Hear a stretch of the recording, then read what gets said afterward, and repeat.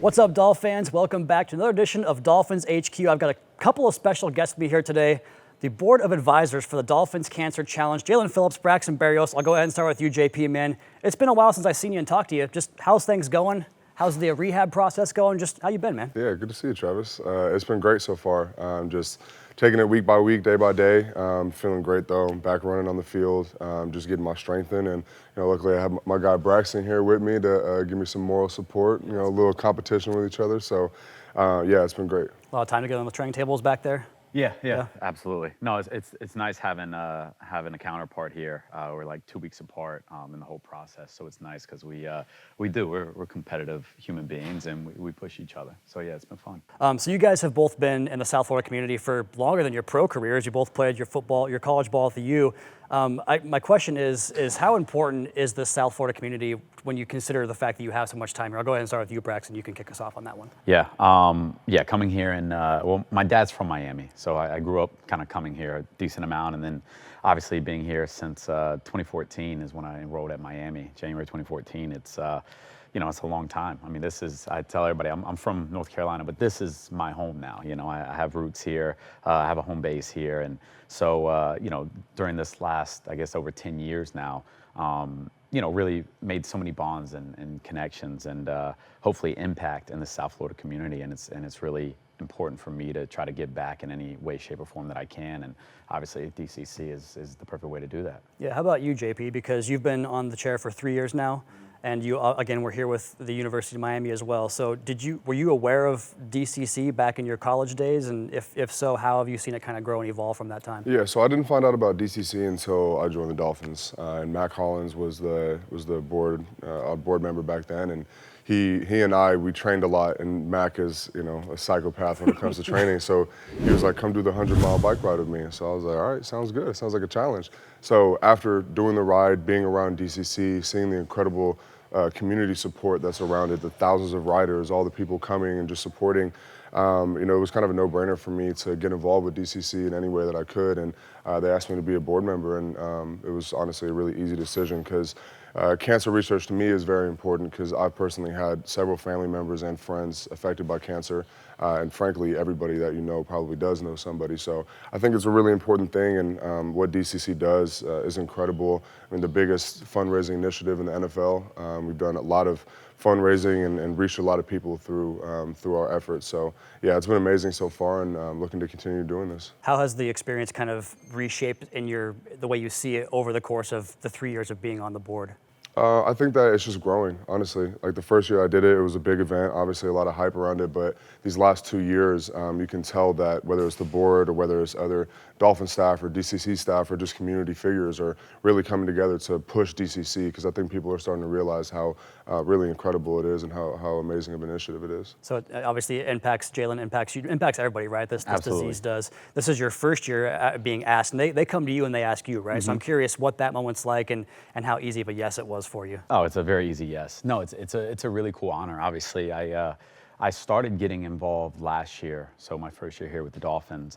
Went to a few of the events, a few of the meetings, and just again learning about what they do, who they help, how they go about it, who benefits, and again seeing the tight-knit community and people from obviously all walks of life, A, being affected by it, but B, gathering around and supporting each other and supporting the initiative.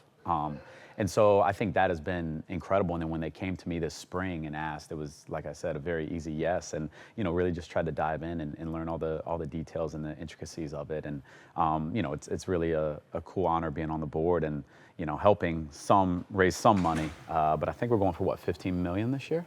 That's the goal this year? Yeah, so it's really cool. They've hit that goal several years in a row, right? Like they do a good job of getting to what they say they're going to do. Incredible job, absolutely. Yeah. So this whole thing runs through Sylvester Comprehensive Cancer Center. I'm curious, I'll start with you, JP, your relationship with them and just how that has evolved over the time you've spent here doing this. Yeah, I've done a lot of work with Sylvester, actually. Namely, a couple years ago for my cause, my cleats. So 2 of my cousins are affected with ataxia, it's an autoimmune disorder, and they have a special wing and a doctor there who specializes in that. And so I was able to do a feature with him to bring awareness to that.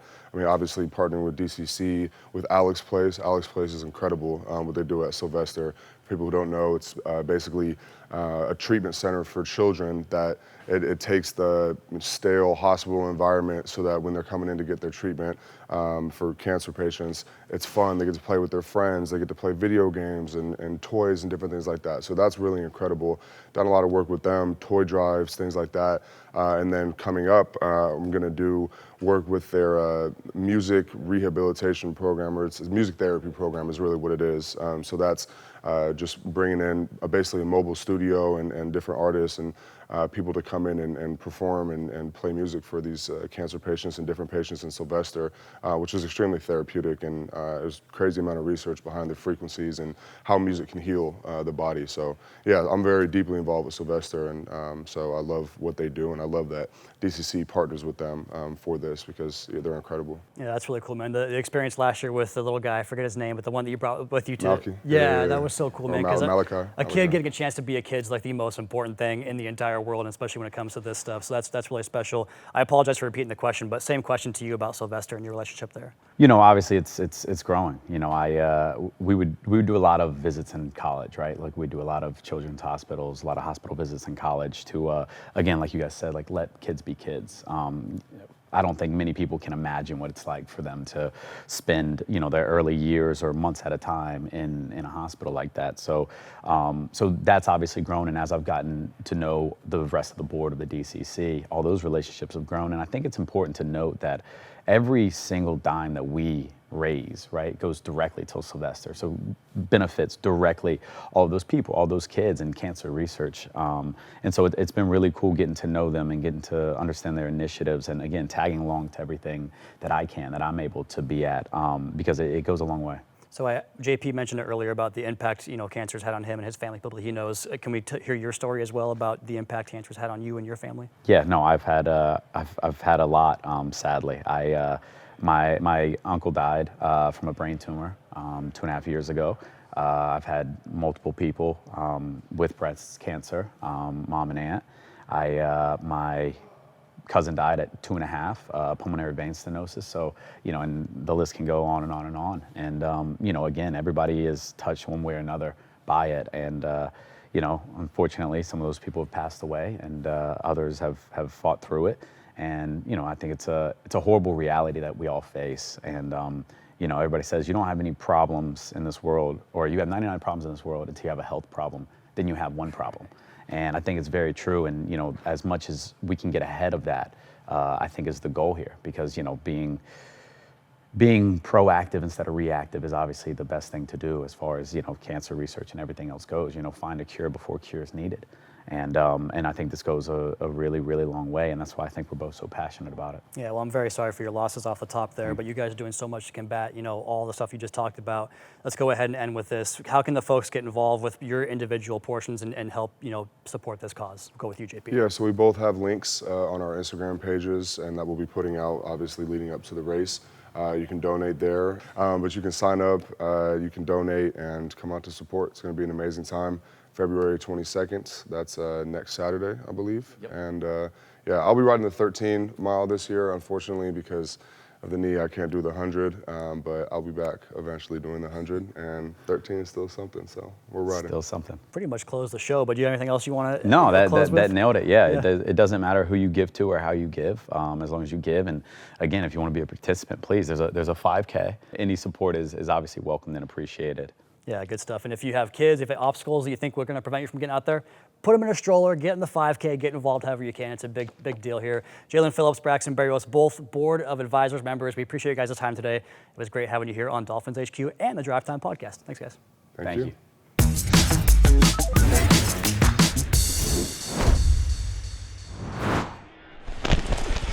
They're coming hard. Here comes Robinson. Down he goes. Hit by Sealer. I'm a animal, bro. I'm a animal, bro. What's up, Dolph fans, and welcome back into the Baptist Health Studios here in Miami Gardens. We saw it all throughout the playoffs. Rookie contributions impact the best teams in the league. who are in pursuit of a championship. And for the Miami Dolphins, with their most draft picks since the 2021 class, they got some early returns on their own draft class here from 2024. It starts with Chop Robinson, who I won't go too in-depth on because we did cover his dazzling rookie season just a couple of weeks ago here on the show. We'll go ahead and provide you guys a link to that episode down in the description of this episode. Chop's speed was evident from his college tape at Penn State, but he really developed his pass rush plan and arsenal for exposing the edge and then taking it with very rare bend around the corner. He played with power and provided defensive coordinator Anthony Weaver with another position-fluid piece to execute all the rush games this defense calls upon up front.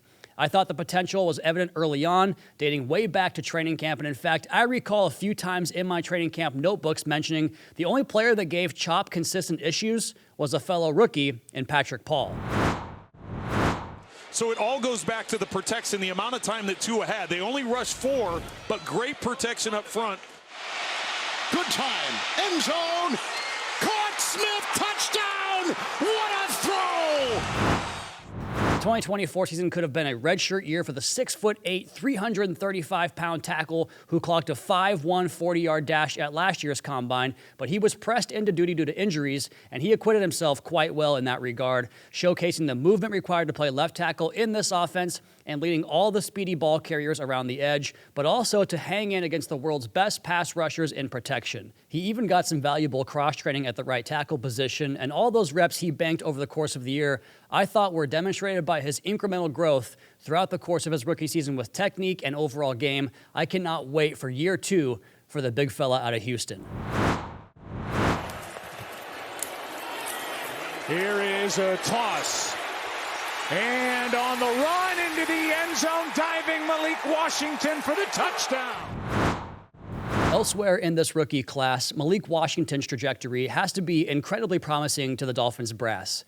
He caught 26 balls last year for 223 yards, but 16 of those catches and 169 of those yards came in the season's final 4 games. Though an injury did cost him the first 3 games of the year, Washington was able to demonstrate the same skills that made him a popular day 3 choice among pundits who thought he could be an impact player right away. His toughness, his hard work, all these things made him a trusted weapon for QB1 Tua Tagovailoa. And let's not forget about his return game either. His 45-yard kick return versus the Jets here at Hard Rock Stadium set up a game-tying field goal on a critical drive late in that game, punctuated with a vintage 2005 Madden hit stick when he laid out Jets kicker Anders Carlson. The impact of this rookie class did not stop there, however. We saw glimpses of Jalen Wright, the running back, and what he can be. Per NFL Next Gen stats, he forced 16 missed tackles on just 68 rushing attempts this year. Undrafted rookie Storm Duck didn't just make the team. He played over 350 snaps for Anthony Weaver's defense. And to put a bow on it, a few names to keep an eye on. Patrick McMorris, the safety out of Cal, was a menace in the preseason before suffering an injury that cost him the first 11 games of the season. And keep an eye on him this summer because he had a really nice summer last year that put him in good shape for the regular season. And do the same thing for 2 more guys that were injured before the year started in wide receiver Taj Washington and outside linebacker Grayson Murphy. And last but certainly not least, one of my favorite guys in the entire team, Mohamed Kamara, who appeared in 5 games this year and will look to put his promising development on display in year 2 as a Miami Dolphin.